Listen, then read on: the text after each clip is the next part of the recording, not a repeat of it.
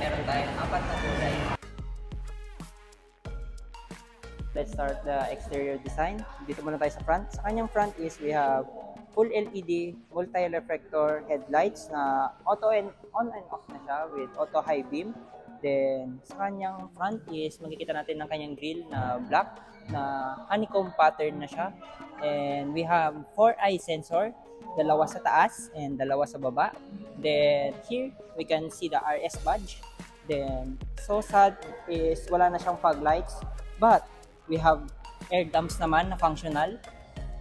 Then sa kanyang logo is we have chrome and blue accent na to indicate na hybrid siya. So moving on, sa side naman tayo. Dito sa kanyang wheels, we have 18-inch alloy wheels na dito lang sa specific variant na to na makikita. And we have, ang kanyang tire size is we have 235 by 40 ZR18.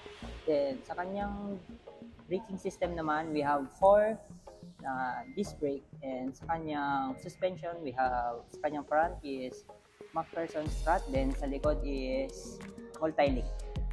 Then sa kanyang dimension, 4,681 by 1,802 by 1,415, and sa kanyang wheelbase is meron tayong 2,735 and ground clearance is 134. So sa kanyang side mirror, we have gloss block and we have full LED na power adjust and auto fold na siya. Then sa kabila naman ng kanyang side mirror, meron siyang camera dito na for safety sa kanyang Honda Sensing na lane departure warning. Dito naman tayo sa kanyang door handle, meron tayong smart entry, then chrome siya. Then sa kanyang fuel tank capacities, meron tayong 40 liters. Moving on at the back, and meron tayong maliit na spoiler na black siya. And then I like the Civic RS iconic tail light na full LED except sa kanyang turning signal light. Then we have a Honda badge here and EHEV badge and RS badge. At meron na pala siyang 4-eye sensor dito. So sa interior design naman tayo. Tara, pasok. Sa kanyang loob is right here sa kanyang may door panel, meron tayong leather na may soft material dito and with red stitching. Then sa kanyang door handle is chrome na siya at meron pala tayong piano block dito. Then we have cup holders na dito with pocket niya, and we have tweeter speaker here. Then sa kanyang loob dito naman meron tayong dalawang air vents, then 2 type C support. Then sa kanyang center naman we have armrest na may 2 cup holders. And sa kanyang seat is meron tayong material na leather and suede material combination na may red stitching. And we have dome light na full LED pero low bat kasi yung car, so hindi natin ma-open. So sa harap naman tayo.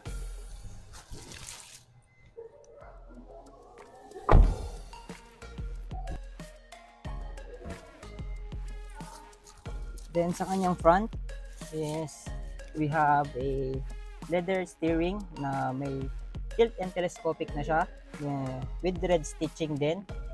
Then here sa kanyang door panel, meron tayong windows controls dito.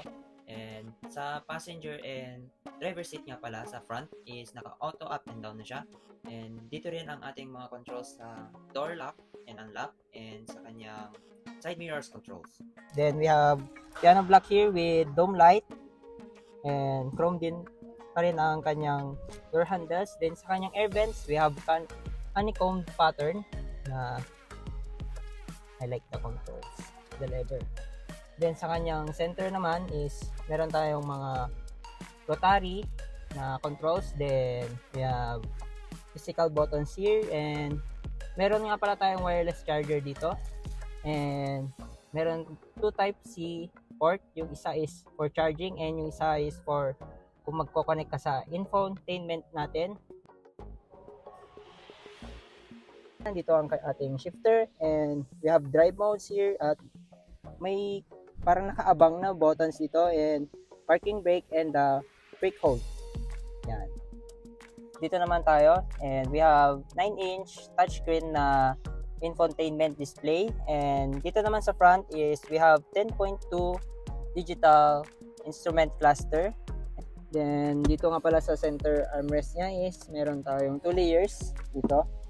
And wala siyang pang saksakan ng charger sa loob. So, dito pwede natin ilagay mga ating barya or RFID.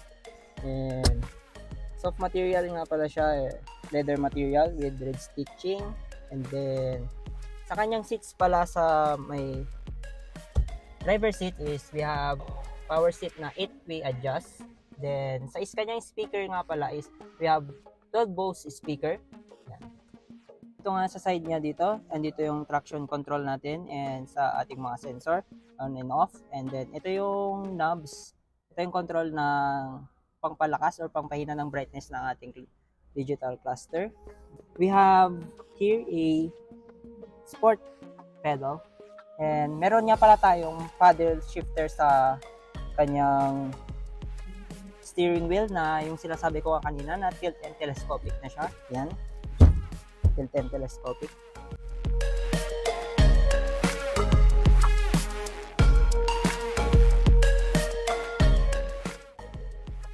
Under the hood, we have 2.0 naturally aspirated 4-cylinder 16-valve DOHC producing 141 PS and 182 Nm of torque, which is supported by dual electric motor with combined power 184 PS and 350 Nm of torque with a electronic continuously variable transmission or ECVT. Ang kanyang features ng kanyang Honda Sensing: adaptive cruise control, low speed follow, collision mitigation braking system, lane keeping assist system, road departure mitigation, forward collision warning, lane departure warning, auto high beam, lead car departure notification.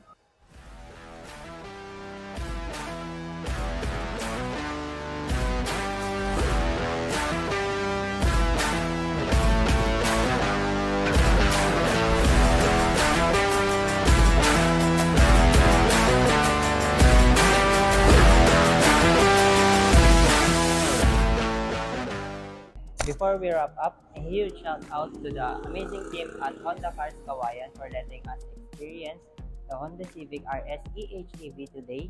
If you're interested in this car or any other Honda models, make sure to contact Ma'am Charmaine to help and guide you through everything you need to know. Once again, thank you Ma'am for letting us vlog here. And that's all for our quick review. Thank you for all watching. If you enjoy this review, don't forget to like and share this video. Bye!